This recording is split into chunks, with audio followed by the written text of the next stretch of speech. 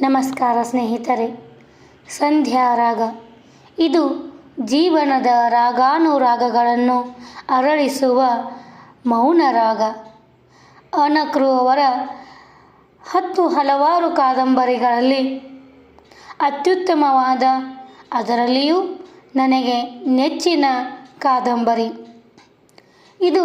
ಜೀವನದ ಮೌಲ್ಯಗಳನ್ನು ಅರಳಿಸುವ, ನಡೆ ನುಡಿ ಸಂಸ್ಕಾರ ಸಂಸ್ಕೃತಿಗಳನ್ನು ಬೆಳೆಸುವ, ನಮ್ಮ ತಪ್ಪು ಒಪ್ಪುಗಳನ್ನು ಓರೆಗೆ ಹಚ್ಚುವ ಸಂಧ್ಯಾ ರಾಗ. ಲೇಖಕರೇ ಹೇಳುವಂತೆ ಇದು ಅವರ ಇನ್ನೊಂದು ಕಾದಂಬರಿಯಾದ ಉದಯರಾಗದ ಮುನ್ನುಡಿಯಂತಿದೆ, ಅಥವಾ ಓದುಗರಿಗೆ ಉದಯರಾಗದ ಭಾವಲಹರಿ ಇಲ್ಲಿಯೂ ಇದೆ ಎಂಬ ಭಾವ ಮೂಡುತ್ತದೆ. ಆದರೆ ಅದರ ಅನುಕರಣೆ ಅಥವಾ ಇದರ ವಿಚಾರಗಳೇ ಬೇರೆಯಾಗಿವೆ. ಉದಯರಾಗ ವೇಣುವಾದರೆ ಸಂಧ್ಯಾ ರಾಗ ಗಾನ. ವೇಣುಗಾನ ಸೇರಿದಾಗಲೇ ಸುಮಧುರವಾದ ಅತ್ಯದ್ಭುತವಾದ ವೇಣುಗಾನ ಹೊರಹೊಮ್ಮುತ್ತದೆ. ಉದಯರಾಗ ಸಂಧ್ಯಾ ರಾಗ ಬೇರೆ ಬೇರೆಯಾದರೂ ಓದುಗರಿಗೆ ಭಾವಾರ್ಥದಲ್ಲಿ ಒಂದೇ ಎಂಬ ಭಾವನೆ ಮೂಡುತ್ತದೆ. ಇದು ಯಾರೊಬ್ಬರ ಜೀವನವನ್ನು ಅನುಕರಿಸಿ ಬರೆದಿಲ್ಲವಾದರೂ ಜೀವನದ ಹಲವು ಘಟನೆಗಳಿಂದ ದೂರವಾಗಿಲ್ಲ. ಹಾಗಾಗಿ ಯಾರೂ ಕೂಡ ಈ ಕೃತಿ ತಮ್ಮದೇ ಎಂದು ಭಾವಿಸಬಾರದೆಂದು ವಿನಮ್ರಪೂರ್ವಕವಾಗಿ ಕೇಳಿಕೊಳ್ಳುತ್ತಾರೆ. ಈ ಕಾದಂಬರಿಯಲ್ಲಿ ರಾಯರು ಅಂದರೆ ಶ್ರೀನಿವಾಸರಾಯರು, ಅವರ ತಾಯಿ ಗೌರಮ್ಮ, ಅವರ ಮಡದಿ ಮೀನಾಕ್ಷಮ್ಮ ಹಾಗೂ ಸಾವಿತ್ರಿ, ಮಕ್ಕಳಾದ ರಾಮಚಂದ್ರ, ಗೋಪಾಲಿ, ಶಾಂತಿ, ಲಕ್ಷ್ಮಣ, ಸ್ನೇಹಿತರಾದ ಸುಂದರರಾಯರು, ಭೀಮರಾಯರು, ಭೀಮಣ್ಣ, ವೆಂಕಟೇಶ ಹೀಗೆ ಮುಂತಾದ ಪ್ರಮುಖ ಪಾತ್ರಗಳು ಇಲ್ಲಿ ತಮ್ಮದೇ ಆದಂತಹ ಛಾಪನ್ನು ಮೂಡಿಸಿವೆ. ಯಾವುದೇ ಪಾತ್ರ ಕನಿಷ್ಠವಲ್ಲ, ಹಾಗೆ ಮುಖ್ಯವಲ್ಲ. ಈ ಎಲ್ಲ ಪಾತ್ರಗಳು ಒಂದಕ್ಕೊಂದು ಪೂರಕವಾಗಿವೆ. ಸಮಾಜದಲ್ಲಿ ನಡೆಯುವ ಪ್ರತಿ ಘಟನೆಗಳನ್ನು ಓರೆಗೆ ಹಚ್ಚಿ ಬಿಂಬಿಸುತ್ತವೆ. ಎಲ್ಲರ ಮನೆಯೂ ದೋಸೆ ತೂತೆ ಎನ್ನುವಂತೆ ಎಲ್ಲರ ಮನೆಯಲ್ಲಿ ನಡೆಯುವ ಘಟನೆಗಳು ಹೇಗೆ ತನ್ನ ಪ್ರಭಾವವನ್ನು ಬೀರಿ ಕೊನೆಯ ಹಂತವನ್ನು ತಲುಪಿಸುತ್ತದೆ ಎಂಬುದನ್ನು ಇಲ್ಲಿ ನಾವು ತಿಳಿಯಬಹುದಾಗಿದೆ. ಈ ಎಲ್ಲ ಪಾತ್ರಗಳು ಸಾಧಕನ ಸುತ್ತ ಹೇಗೆ ತಮ್ಮ ಪಾತ್ರಗಳನ್ನು ನಿರ್ವಹಿಸುತ್ತವೆ ಎಂಬುದು ಈ ಕಾದಂಬರಿಯ ಮುಖ್ಯ ಆಶಯ. ಇದು ಒಟ್ಟು 29 ಭಾಗಗಳಲ್ಲಿ ಮೂಡಿಬಂದಿದೆ. ಅದರಲ್ಲಿ ಮೊದಲನೆಯ ಅಧ್ಯಾಯ ಅಥವಾ ಅಂಕಣ ರಾಯರು, ಗೌರಮ್ಮನವರಿಂದ ಹಾಗೂ ಶ್ಯಾಮಣ್ಣನವರಿಂದ ಆರಂಭವಾಗುತ್ತದೆ. 10 ಗಂಟೆ ಹೊಡೆದರೂ ಯಾರಿಗೂ ಎಚ್ಚರವಿಲ್ಲ. ಗಡಿಯಾರ ತನ್ನ ಕೆಲಸವನ್ನು ತಾನು ಮಾಡಿಕೊಂಡು ಹೋಗುತ್ತಿತ್ತು. ಗಂಟೆಗೆ, ಅರ್ಧ ಗಂಟೆಗೆ ಕಾಲವನ್ನು ಸೂಚಿಸಿ ಅದು ಮುಂದುವರಿಯುತ್ತಿತ್ತು. ರಾಯರಾಗಲಿ ಶ್ಯಾಮಣ್ಣನವರಾಗಲಿ ಆ ಕಡೆಗೆ ಲಕ್ಷ್ಯ ಕೊಟ್ಟಿರಲಿಲ್ಲ. ಒಳತೊಟ್ಟಿಯಲ್ಲಿ ಹೊಸಲಿನ ಒಂದು ಬದಿಯಲ್ಲಿ ಕುಳಿತಿದ್ದ ಗೌರಮ್ಮನವರು ಸೊಸೆಯ ಮುಖವನ್ನೊಮ್ಮೆ ನೋಡಿ ತೆಪ್ಪಗಾಗಿದ್ದರು. ಮಾಡಿದ ಅಡಿಗೆ ಆರಿ ತಂಗಳಾಗುತ್ತದಲ್ಲ ಎನ್ನುವ ಚಿಂತೆ ಅವರಿಗೆ. ಅತ್ತೆಗೆ ಕಾಣದಂತೆ ಕಣ್ಣೀರು ಒರೆಸುತ್ತಾ ಕುಳಿತಿದ್ದ ಮೀನಾಕ್ಷಮ್ಮನವರಿಗೆ ಅತ್ತೆಯ ಚಿಂತೆಯ ಅರಿವೇ ಆಗಲಿಲ್ಲ. ಏಕೆಂದರೆ ರಾಯರ ಮನಸ್ಸು ಕುಮಾರವ್ಯಾಸ ಕವಿಯ ಭಾರತದಲ್ಲಿ ತೇಲಿ ಹೋಗಿತ್ತು. ರಾಯರೆಂದರೆ ಇಲ್ಲಿ ಶ್ರೀನಿವಾಸರಾಯರು. ಅವರಿಗೆ ಕುಮಾರವ್ಯಾಸ ಭಾರತವೆಂದರೆ ಅಚ್ಚುಮೆಚ್ಚು.